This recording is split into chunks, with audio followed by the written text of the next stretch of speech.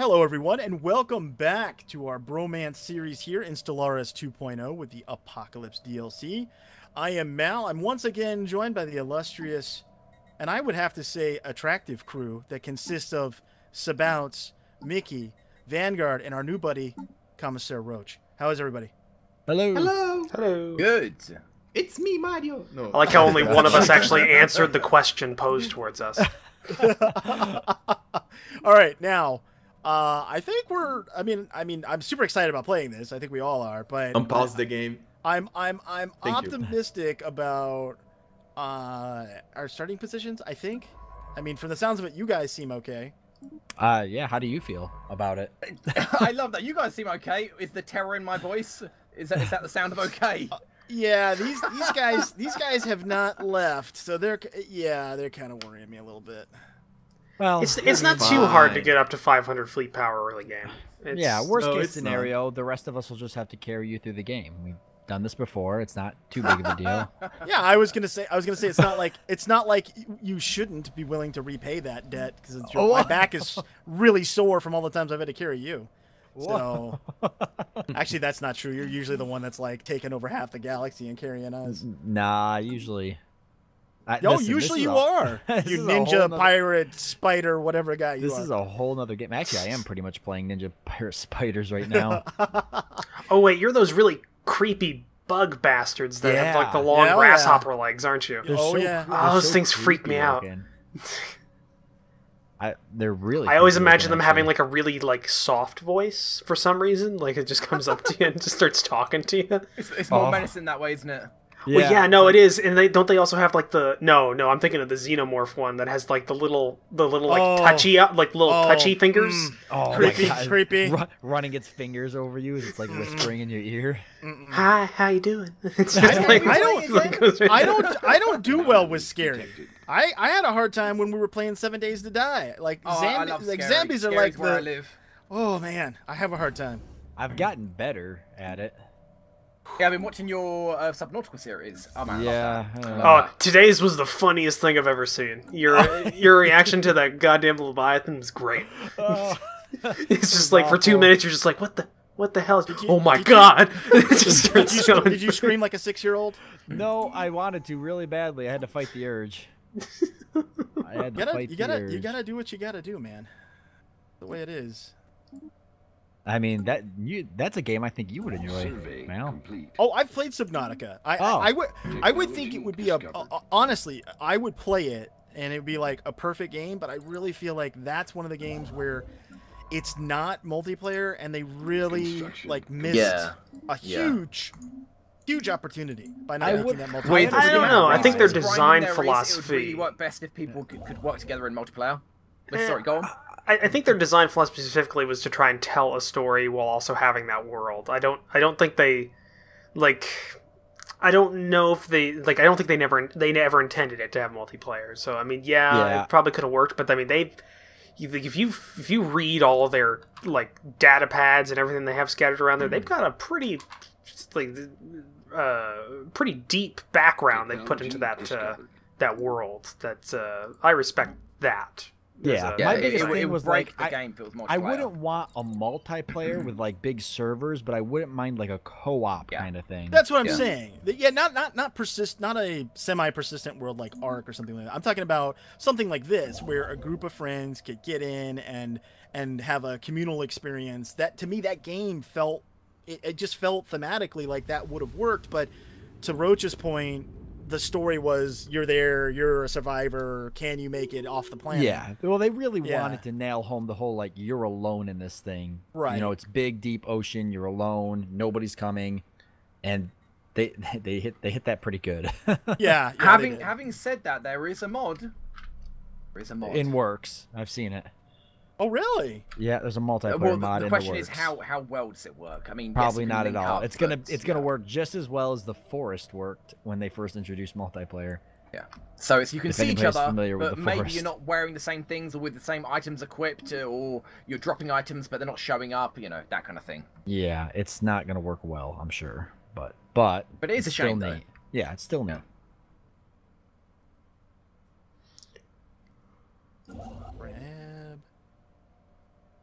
Electronics Bay. I got lucky with my energy in this territory. Already found a +7 energy system. Wow. Oh, Wow. did you? I I'll found bet. a. My home I system found- was 6 already. I found Wow. a plus. I found a +6 mineral, and I found a +6 energy. Wow. That's not too bad. Well, here's a second +7 energy right next to the other one. Woo! How many Yeah. colonizable worlds within reach? 1 so far. One. Yeah, I was going Okay. to say, what was the setting you guys had it set to? Because I haven't found any. Standard. The Damn. amount of habitable world has been brought down in Apocalypse. Generally. Yeah. By a lot. Yeah, Yeah. you're supposed to, but that's because that's good. tech for habitability Terraforming actually- increases Well, has been and terraforming added. actually matters now. Yeah. Yes. So there's a lot of it's a lot more fighting over the worlds that you can actually live in instead of just like getting to a point where you're just like, well, I've got 600 pops, I'm good. Right. Yeah, exactly. Which was my general strategy, but Yeah, I used to expand rapidly. That was kind of my plan. I'd send Corvettes out, and I'd scout out the worlds that I could colonize, and then I would colonize the farthest reaching worlds so that I would create an influence border that people couldn't really penetrate. I'd block borders off, and then I would just fill in the inside space, but that does not work at all anymore. And he had no Nah. qualms about like cutting me and Vanguard Yeah, and and I Mickey just- off too. He and would I just be just- like, "I'm taking this whole side here. Thanks, guys." I Did just anybody step want over any of everyone. You Did did. everyone You this last pizza slice? anybody? Gone. No, Sorry. there's some crumbs left. No, but hey, but at least you were always good about coming to save us when we were dying. oh hey, there's a tomb world. Oh, I already have one of them. I have not found one yet. Hey, It'd be so cool to wait, find so one. on the apocalyptic thing, Mickey, so you start off on a tomb world with like +70% tomb world habitability, but what about the other bios? Do you need tomb worlds, or can you go on other ones too?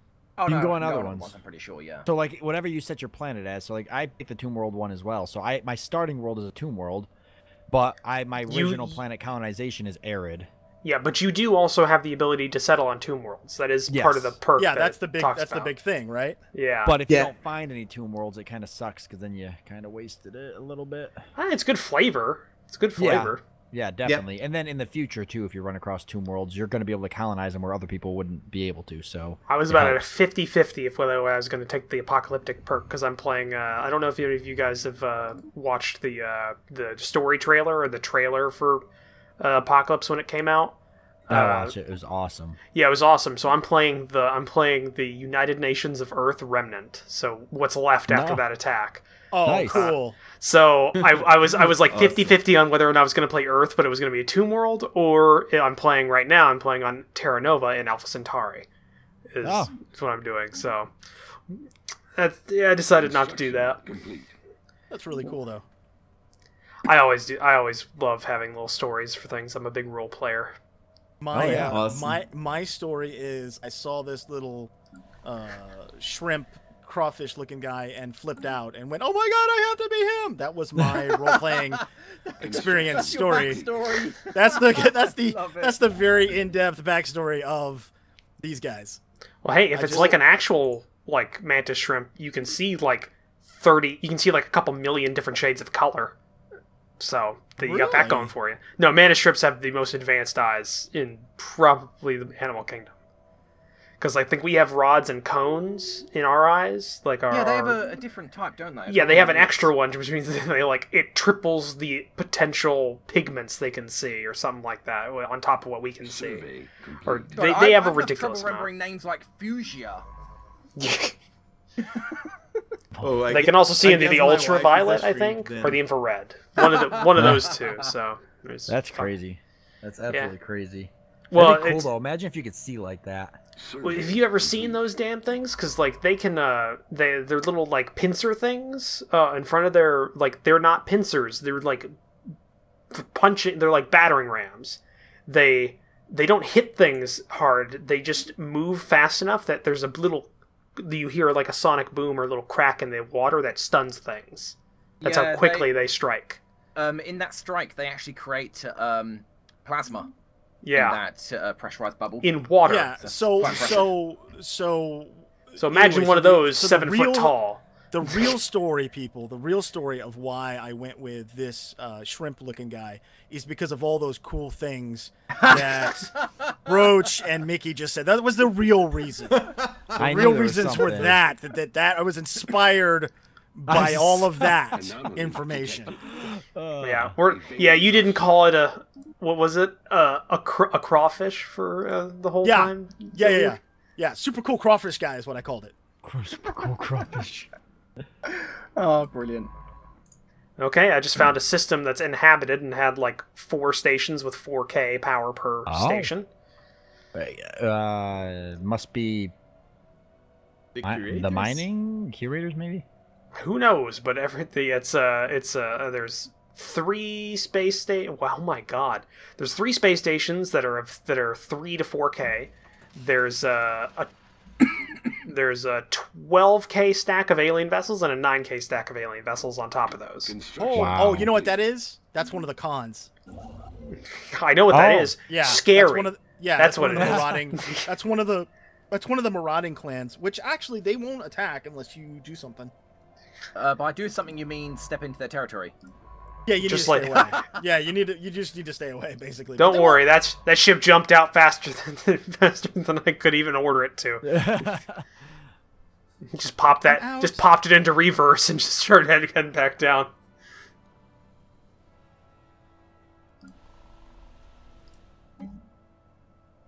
So, since I can't leave, luckily enough, I at least got assist research under physics. So I'm going to grab that and then put one of my science ships on assist research. I figure it's better than nothing.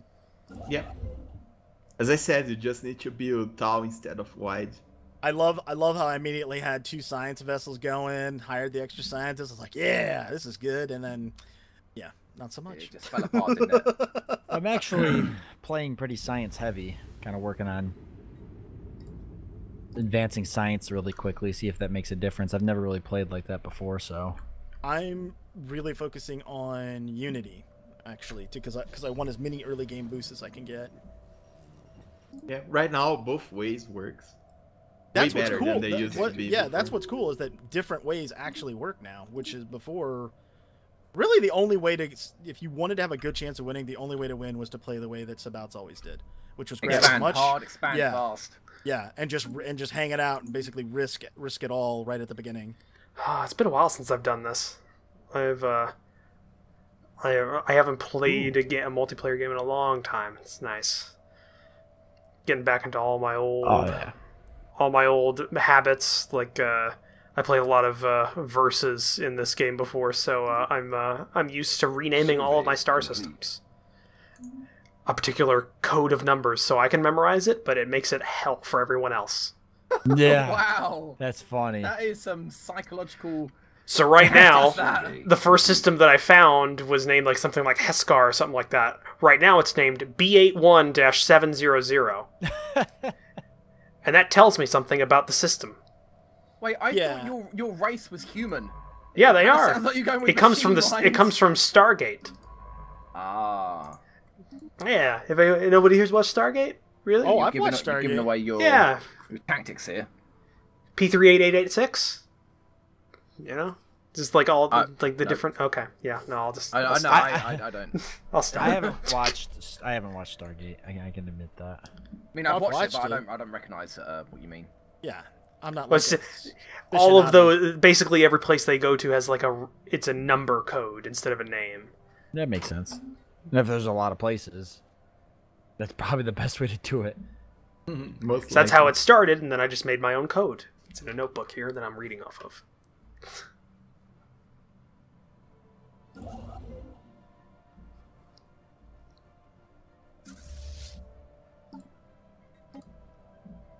It's good psychological warfare, but it sucks whenever somebody's trying to help you, as people that have watched my previous series have seen. You're trying to yell out what planet it is, but yeah, no, I came to that. I had the Unbidden spawn. B284?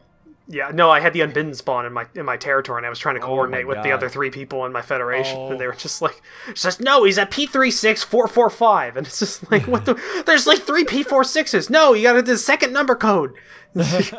Construction. I tend to rename them later on, like what their specialty is. Like, it'll be whatever the name was, and then afterwards I'll put shipyard, or I'll put research, or I'll put whatever, so that I know what their primary function is. Which is probably what you do with your code, I'm assuming. It's essentially numerical code that tells me the star class, total worlds, habitable worlds, energy, mineral, and resource production potential is the different codes. Wow. Hey, actually, no, to be honest, that makes complete sense. If you know exactly the system you're using, you know each kind of digit in that code, what it means. Yeah. If you know, and for all my viewers, you know I'm using iteration A of this system. Sabounce? Yes. You didn't tell me he was a smart guy. You just said, hey, I streamed with him. I've talked to him a few times. He seems like a nice guy. And I was like, okay. And then he comes in here and he's telling us like, whew. You guys are a bunch of dumb people. I'm feeling like we got to step our game up here. I wanted to catch you guys off guard. That's what I do best. So, Sebastian, what you're trying to say is that you won't be carrying us this time. Oh no, he definitely will. Because I may be, I may be smart, but I suck at games. No, that wasn't my plan. Yeah, he's smart and hopefully. humble. I mean, it depends on how it turns out. I think Vanguard's going to be carrying us this time around. No, I will not trust. Well, Vanguard will be resuming his duties of ship design. That's still his job. Oh yes. He is our wartime consigliere. He's the guy. Yeah. Yeah. He always knows exactly what we need to put on our ships to counter, which is perfect. Hey, and you know what? Did we mention that? I don't know if we did we? That all the weapons are available? Yeah, that you don't pick a weapon class anymore. They're all available from the get-go, which is really cool. How does that change up the tactics now with shipbuilding and design? It makes it more fluid in the early game. Yeah, you could very quickly react if somebody had like, whatever heavy shields as an example. You could say, okay, fine, I'm going to use all early game coil guns and go rip this guy apart, or whatever. You could very quickly change tactics, whereas before you would want to refit your ships to do that for, even mid-war, and you couldn't because you didn't have the tech.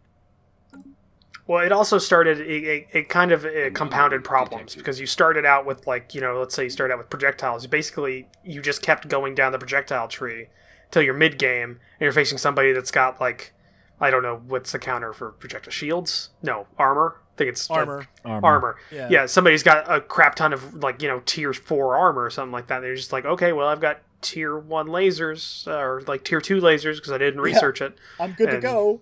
Yeah, and then at that point you just gotta brute force it and try and beat them that way.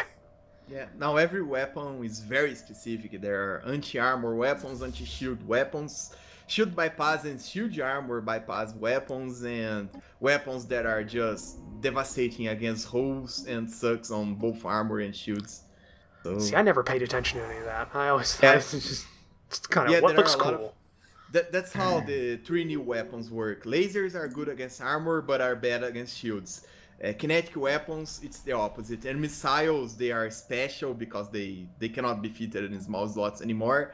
And they bypass the shields, and they do extra damage against hull.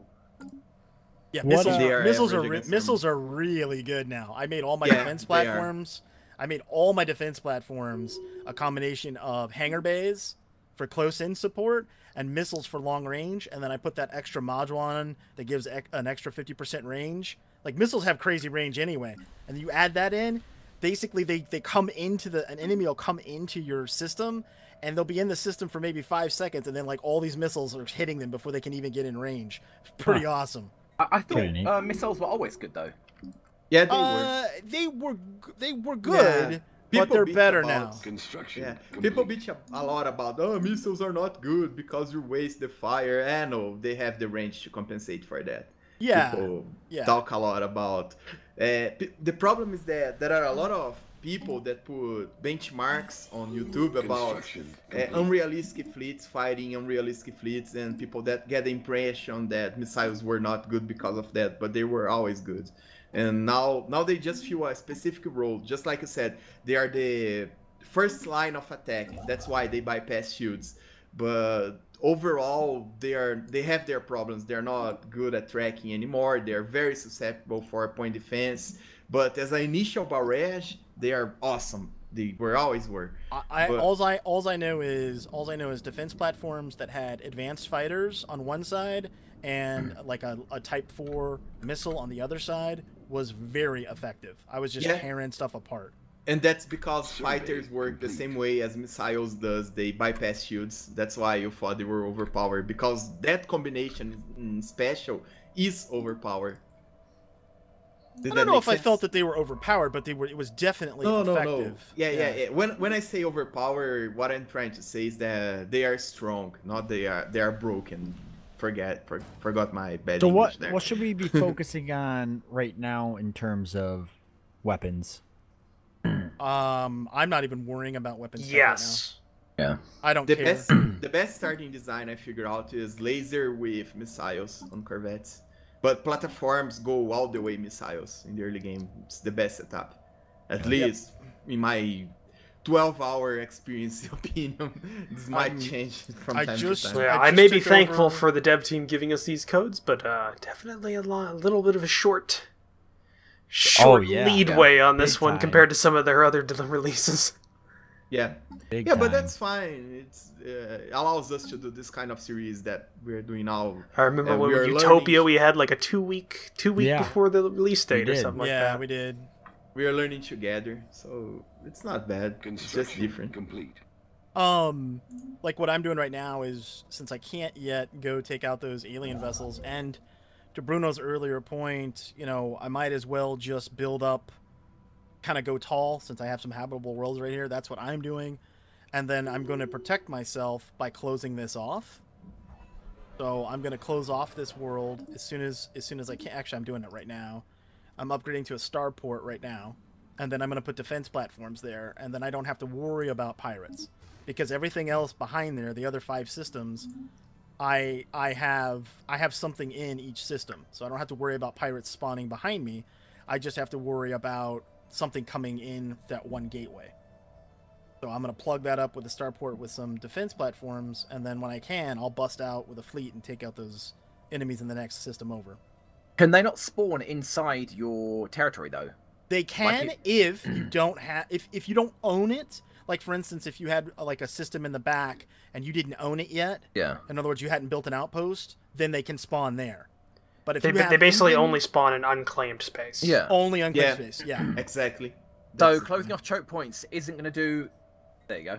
Isn't going to do much against stopping pirates unless you expand into every single territory between your choke points. That's correct. And the pirates are no joke. Yeah. They scale now. They scale. Yeah. Yeah, they scale with your empire. But they're not hard. You just need to defend well against them. It's just the fleet. If you can beat the fleet, the base is easy. Yeah, the base is like nothing. I think the highest base it's like I've 80, seen... 90. Okay, so case in point. The base is always the same. Okay, so this really sucks. I was actually taking over this system right now, okay? And the pirates spawned.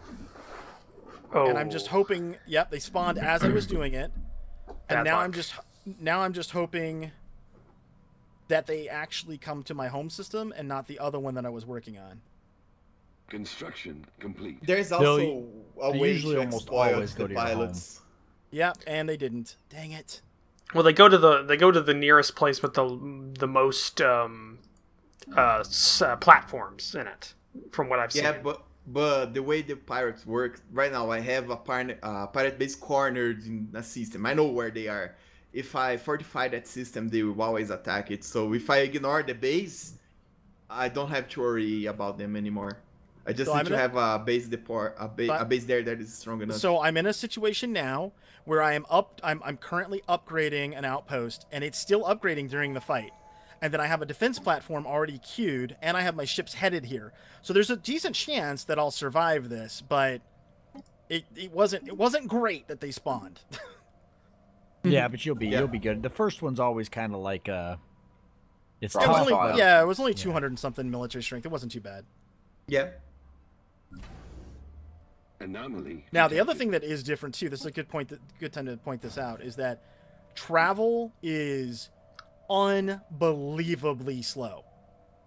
Oh yeah. Like Hyperdrive 1 engines on a Corvette, it takes forever to get from system to system. Yeah, it's not because of Half the a month for hyperdrive. cooldown, I figured right? out last night this. is because now you have to go through the entire system to go to the next one. Oh if you yeah, have yeah, right. You have to travel across. Yeah, so I finally understood why the devs changed that huge fleet. Now you have to have multiple fleets, and it's very interesting to have one of those fleets being a Corvette only fleet with afterburners and admiral with gale speed or everything that you can to bring speed, sublight speed, so they can go to one place to another very fast, and that's your quick response fleet. Just like you have a very huge battleship Titan fleet. Yeah, you need a quick reaction force now. Yeah, that you didn't need before. By the way, that upgrade specialize your ships. That's upgrade. What I'm trying to say. That upgrade took me from like 135 military power to 400, completed before the end of the fight, and absolutely did save me. Yep. Nice. And then now I put a defense platform in behind it, and it's at 500. So that's more than enough to keep me safe for now. So now I'll just go and destroy the pirate base, which has only got 72 military power. We're good to go. And don't, Mal, don't. If you know where it is, don't destroy that base. If you don't, you lose the bonus resources. But every single time the empires are back, they're going to respawn from that base, and they're going to attack the same system over and over again. Yeah, but I want this system. Okay, so yeah. Otherwise, I would. Have to. Yeah. So never mind. At least I think I'm gonna take it out. Come on, guys. Ooh. I'd have to jump out and wait for some reinforcements here. Discovered. What's the thing stopping you from moving? Is it like is a 500 point alien fleet, right? Yeah. Yeah. Okay.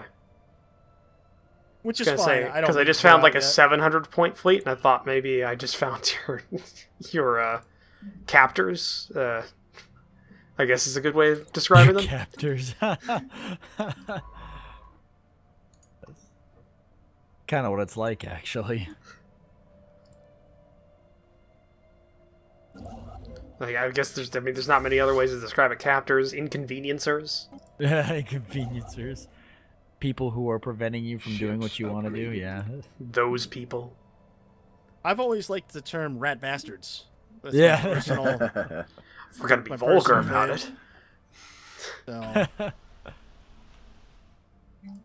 Well, that's the extent of my vulgarity. I don't get much harsher than that. Has anybody actually found? Has anybody actually found anyone else? I found plenty of people that want to kill me. I haven't found anybody else for obvious reasons because I can't leave. But I have found one guy.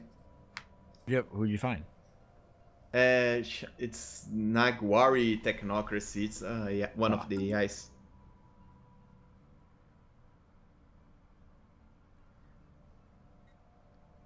Oh, that actually, that name gives me an idea. I think I should make a,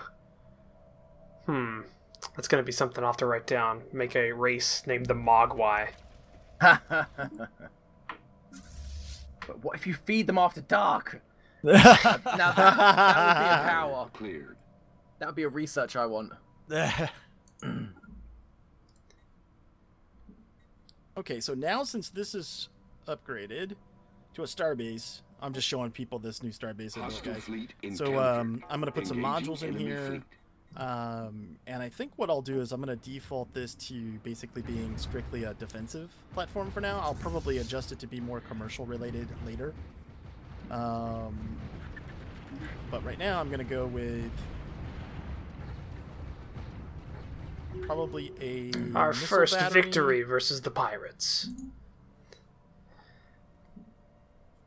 Another shipyard. Got lucky, they jumped right on top of the fleet I was about ready to send to go kill their base. Ooh. I'll do missiles and guns. There's also different mechanics now for just combat in general. Instead of a ship basically being able to use its entire fleet power throughout its entire life, the more it gets damaged, the less its fleet power is used. So, like, the lower health it gets, the more it starts becoming useless. Yeah, but that only affects structure damage. If you are taking damage on the armor or the shields, there is no change at all. Well, yeah, but that still matters because as things get Yeah, like I think it up to like half its fleet power can just disappear because it's taking health damage, which if you're fighting to the end can really matter, especially if Right. you're not repairing your ships in between fights. Yeah. And I can attest to the fact that living metal, which was always good, is a lot better now. Yeah, Ooh, that's good. true. Living I metal found is some. really, really good. Is it I worth should- that couple hundred year research time in the early Yeah. game? It really is, actually. It's so good now, especially with the way the reinforcement. We're just getting mechanic living works. metal. No more engineering. Just this. Yeah, just Just this. want you to do this forever. So, Yeah. hey, guys, we're at time here, so we got to wrap Ooh. it up. Any All right. closing thoughts on this episode? I love this game. Yeah, Titans. So I have good. one thought. Titans have the living metal on them. Automatically? Yeah, it's not automatic. It's that nanobot cloud that stations used to have. Yeah, Titans now can have that Titans model. can have it. Yeah. Yeah, that's the only comment. So thank you guys. All right, folks. Well, we're going to go ahead and wrap this one up. We hope you enjoyed it and that you join us for more bromance in Stellaris 2.0 Apocalypse. Again, my name is Mal, and I speak for the lovely group that consists of Sabouts, Vanguard, Mickey, and Commissaire Roach. We'll see you next time. Bye, See you guys. Right. Bye. See ya. Bye.